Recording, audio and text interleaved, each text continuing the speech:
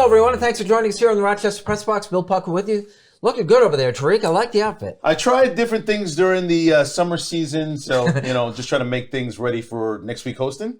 Yep, very good. Pat Duffy in Dallas Mavericks jersey, number 33. We don't know who's played there. Yeah, it's a blank because I think it's pre-NBA Players Association, but I think at this point I've worn every NBA jersey of teams that have been to the playoffs from the second round on. This is the last one, so I think we're good. There's no name on the back. It should be Duffy. Yeah. How close are we to having seen your entire collection? Oh, no, we're not even close. Come on. All right, so we have something still to look forward to. Please.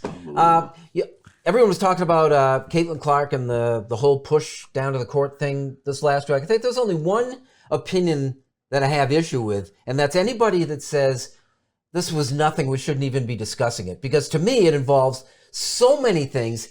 It's so much fun to discuss because, it hits a lot of different things. Well, you know full well in any sort of league, there is the rookie initiation thing that happens where a rookie gets sort of roughed up in a game or at a practice. Diana Taurasi said this was going to happen before she got to the WNBA. I just think it's interesting that they haven't been able to really develop any other players to make it seem like this is going to be fun to watch. Now, other players have benefited from this, like you've seen Asia Wilson, you've seen Ionescu, you've seen all these other different players starting to cash in from it. But on the court matchups, I'm watching a lot of WNBA now more than ever because I just want to know more about the league. But it just seems to be anything that happens with Caitlin Clark is a magnet, good or bad. And I don't know if that's really good for the WNBA.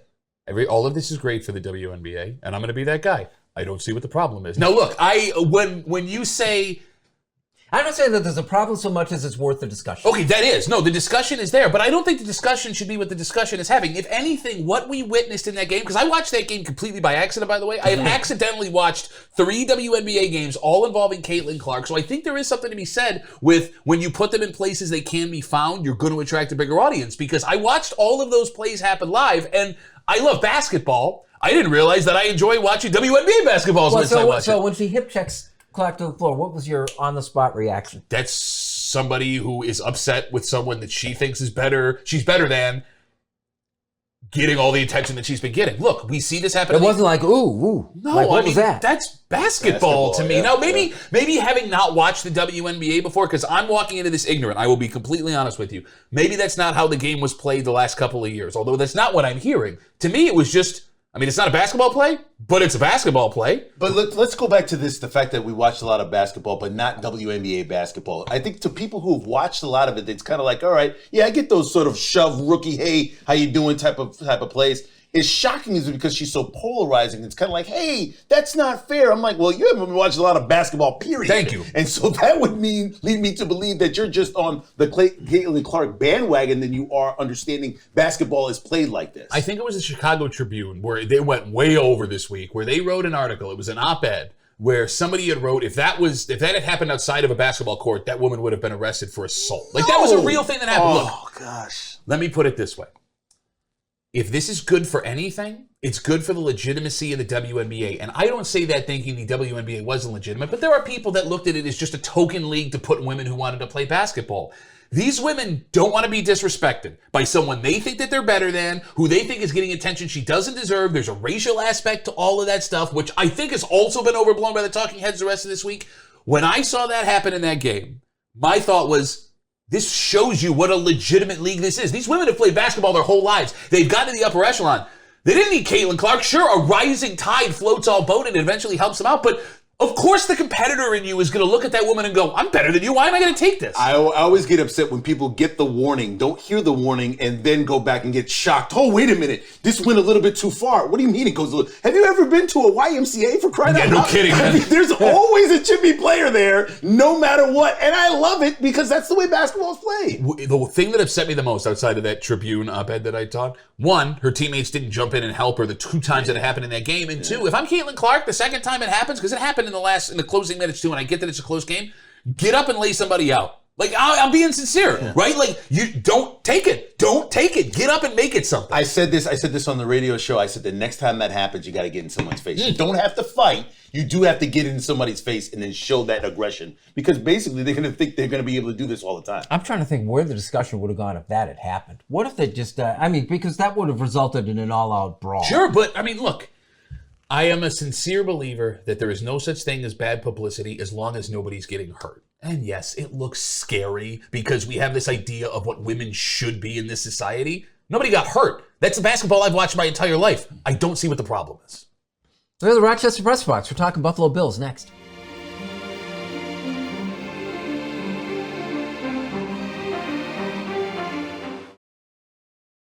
Just passing through. Life lessons from notable Rochesterians. People you may think you know. Don Elhart, Maggie Brooks, John Dady, and Stacy Pension. J Mac and Soccer Sam. Fred Costello, and Jake Zembeck. Along with 21 more. How they all got from there to here. It's a new book by Bill Pucko. Available for $12 postpaid only from rocksportsnow.com. Try it, and thank you.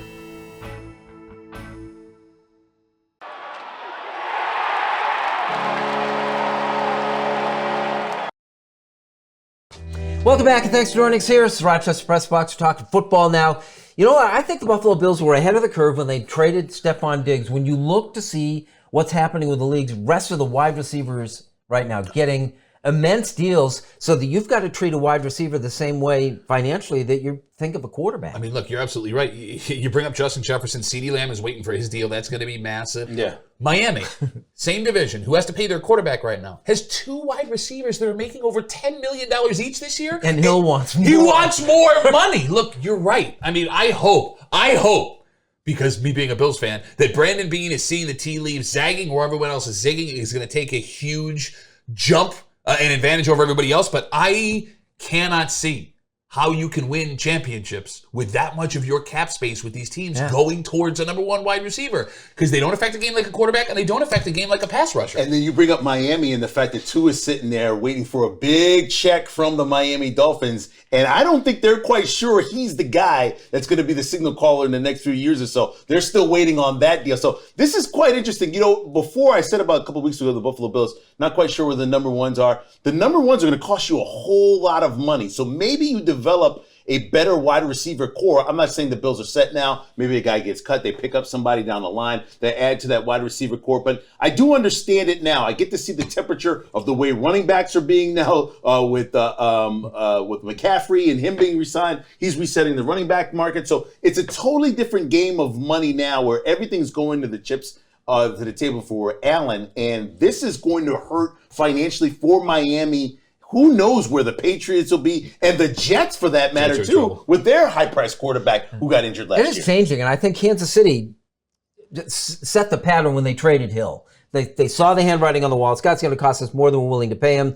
We're going to try to get away with Rice, on a rookie deal and see if we can't cobble something together. And they won a Super Bowl with that formula. And Mahomes redid his contract in order to help them do that. Sure, well, redid his contract. He ends up making more money on the back end. Look, I mean, you bring up the Chiefs, and I think they're the perfect example. And I think there's a sneaky thing nobody's realizing. The Chiefs, they make it sound like, oh, he did it with no receivers. He had Travis Kelce, arguably the greatest tight end of his generation, right?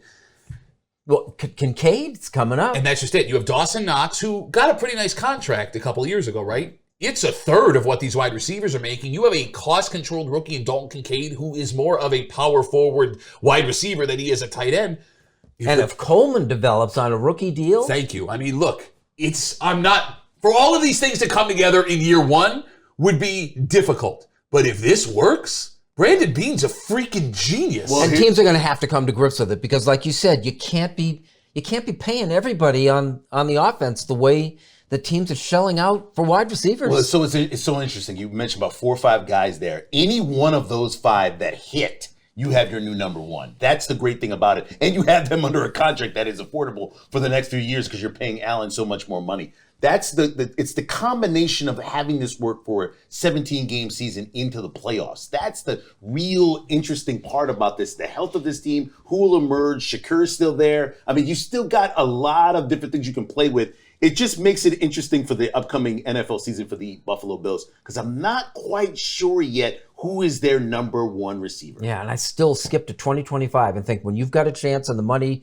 to build that roster the way you want it, again, without the big money on the wide receivers, You have a head start over a lot of teams who are shelling out these contracts. You are, but now you're going back to traditional brain because you're thinking they're going to use that first-round pick to get a wide receiver up in the first round, and they're going to have control over him. Don't forget, more than half of first-round wide receivers don't make it to their second contract with that team. They have the highest bust rate of any position. Maybe it's not about getting to 2025 to get a receiver. Maybe this is about remaking what an NFL offense looks like and spending your money on the defensive side. I don't think I've asked this. What's your gut feeling about Coleman? Do you think he's going to be the guy? I can't really tell. I got to see him at camp. He's obviously the greatest wide receiver. Of course he is. What? I mean, that's a fair and balanced assessment. God. What? That's why we have you here. Mark the tape that he said that.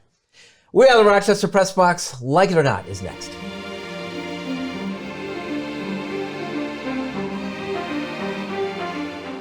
Here's the Press Box trivia question, brought to you by Market View Liquor, where exceptional customer service meets an extensive selection. Jefferson Road.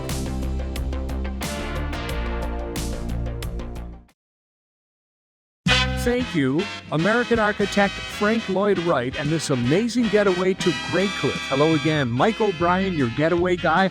I'll take you on the tour. Just look for the getaway guy right now on Facebook.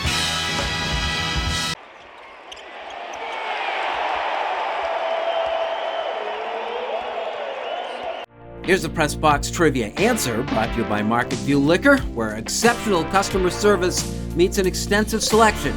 Jefferson Road at 390. Welcome back. Thanks for joining us here. This is the Rochester Press Box. And a Like It or Not segment is brought to you by Ralph Honda, where Honda is done right, online or in their showroom. Build your new Honda. Get financing and a quote on your trade. For your next Honda, visit Ralph Honda.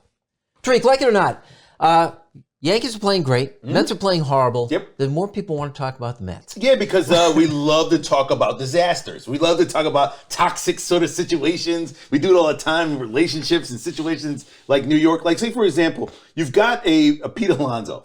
You want to keep him. For now.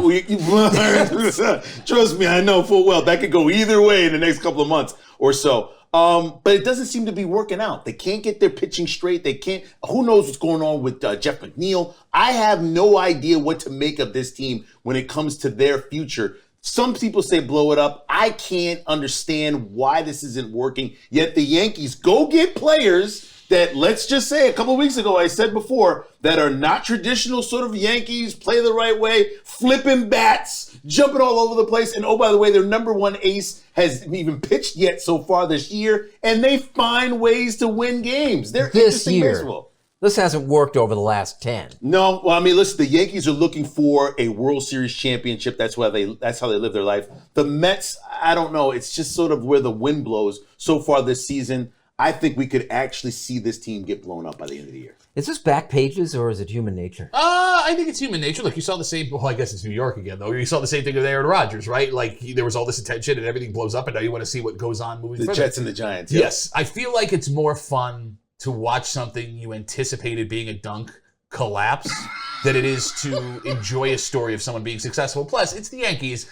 3/4 of America despises the Yankees. Why would I want to sit and enjoy them being successful? Ooh, that's a good point. So you're saying people would love to see them build themselves up to be the best team in baseball with the Dodgers and then lose in the playoffs? Oh, yeah. If all of a sudden they go on a, if they lose 15 of their last 20 or they get swept in the first, I mean, that becomes front page news. Nobody even remembers the Mets exist anymore. Yeah, I just think that it's so funny that you don't celebrate this team, which is playing so well, and you just, there's the car fire. Let's watch it burn. No, somebody really needs to give the Yankees their flowers. It's been far too long since they Don't worry about it. The Rays will catch them at the end of the season like they always do. Hey, like it or not, it seems to me we've got a pretty good Stanley Cup final. Hockey-wise, absolutely. I mean, you have Connor McDavid finally coming out of the Western Conference. This is his opportunity. Two of the best hockey players, arguably in the league, are playing in Edmonton. This Florida team is built to win a championship. The goalie's playing great, Bobrovsky, but he doesn't need to play great. They're not relying on him like they did last year. By the way, if you're a Buffalo Sabres fan, it is Sabres South with Florida. Reinhart, Okposo, Evan Rodriguez, Dmitry Kulikov. Oh my God, the defenseman. I just said Bridget Moynihan. What? If we only had a team like that, right? Well, that's just it, man. They all did play together at one point. It's great hockey. It is great hockey. It is terrible for the casual hockey fan and picking up ratings on a Friday, Saturday, Sunday night. Wait a minute. Except McDavid is the guy everybody is wanted to see and no one really has. Okay, you're right. I don't think. You're right. I'll ask this question, and I'm not asking this to insult you. Okay. You consider yourself a casual hockey fan? Casual. What number does Connor McDavid wear? I don't know. 27. No. See, that's my point. He's the greatest player in the league. And Tariq likes sports and watches sports, and he can't tell me what jersey he wears. And to my point, this is going to give everyone the chance to know what uniform number is. What is it, by the way? 97. I knew it was a high number. Yeah. I couldn't believe that. Well, it's interesting that the fact that he was the number 1 pick overall, and you were one ping pong ball away in Buffalo, and having this guy that could have changed your franchise. But you're going to say they would have found a way to blow it. But and that's just it, right? Well, no, it's not about. I'm convinced with most franchises, and it proves with Florida. It's not about the player; it's the situation. And here's the thing: now that Eichel's gone, and I haven't even said his name in months, forgot about him. I'm cheering for McDavid to be the most successful of the two because he should be the most successful of the two, right? Yeah, slam dunk. There you go. Our Like It or Not segment was brought to you by Ralph Honda. Unfinished Business is next. I knew it was 97.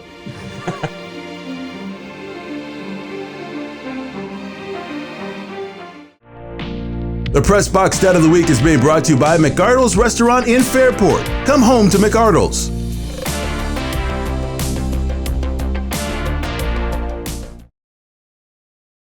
And now to Eichel. He floated one.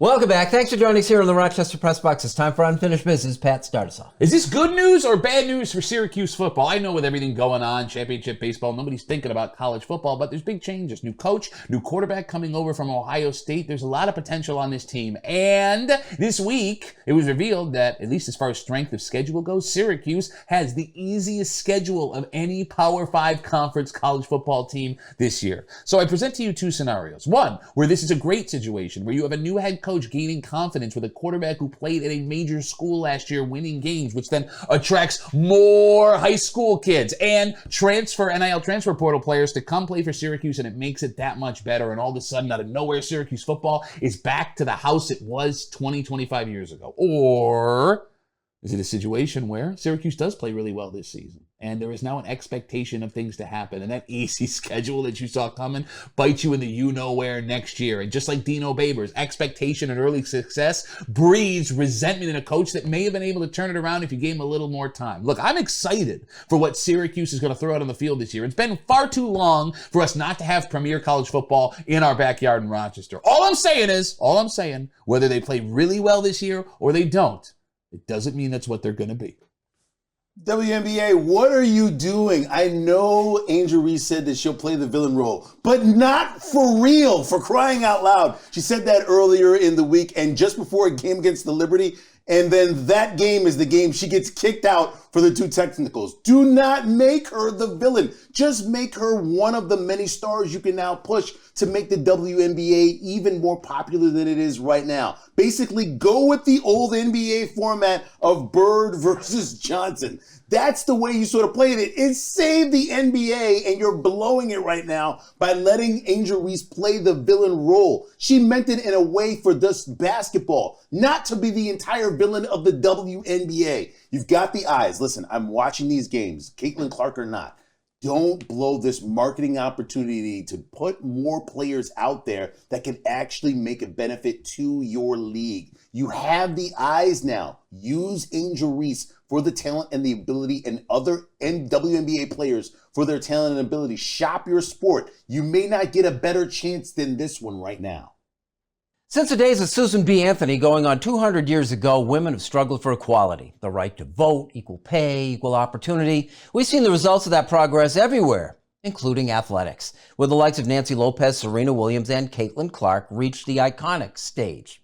Clark's rise is an interesting case. She's been given a pretty rough time in her first go-around as a professional basketball player. Most recently, she was, of course, cheap-shotted, hip-checked to the court by an opposing player, and everyone has since weighed in.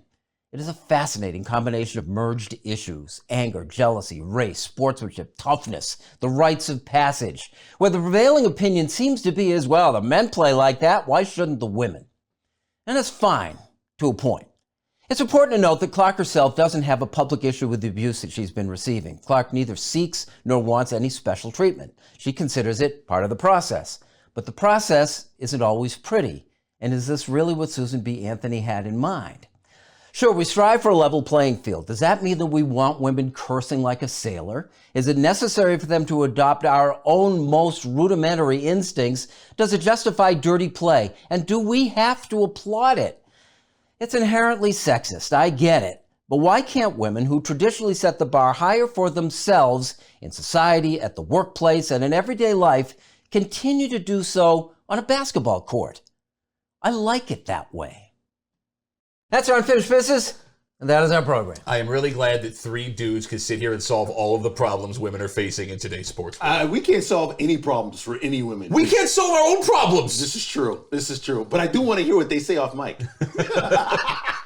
That is our program. Thanks for joining us. We'll see you again next week on the Rochester Press Box. I felt really that I'd be under attack for that. For what? For that? For the thing I did. Oh, well, no. I mean, wait for YouTube comments. They'll get you.